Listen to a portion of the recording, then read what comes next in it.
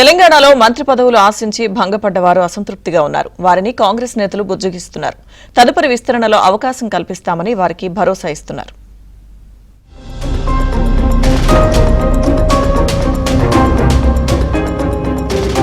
ఈసారి తెలంగాణ కేబినెట్ విస్తరణలో కాంగ్రెస్ లో మంత్రి పదవులు ఆశించి పలువురు నేతలు భంగపడ్డారు.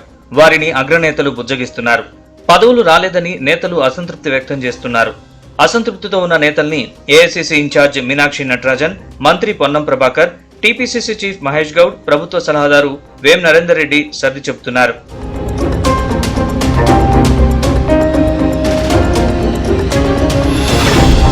మాజీ మంత్రి సుదర్శన్ రెడ్డి నివాసానికి వెళ్లారు కొందరు కాంగ్రెస్ నేతలు. మంత్రివర్గ విస్తరణపై ఆయన బాగా ఆశలు పెట్టుకున్నారు. అవకాశం రాకపోవడంతో అసంతృప్తిగా ఉన్నారు సుదర్శన్ రెడ్డి. అధిష్టానం నిర్ణయమే ఫైనల్ అంటున్న ఎమ్మెల్యే సుదర్శన్ రెడ్డి రాజీనామాకు సిద్ధపడుతున్నట్లు సమాచారం. ఎమ్మెల్యేలు రాజగోపాల్ రెడ్డి, ప్రేమ్సాగర్ రావు, మల్రెడ్డి రంగారెడ్డి ఇళ్లకు మీనాక్షి నటరాజన్, ఇతర నేతలు వెళ్లారు. వారికి సర్ది చెబుతున్నారు. వారి ఆవేదనను హైకమాండ్ దృష్టికి తీసుకెళ్తామన్నారు. మళ్లీ జరిగే విస్తరణలో ఛాన్స్ వచ్చేలా చూస్తామని చెబుతున్నారు.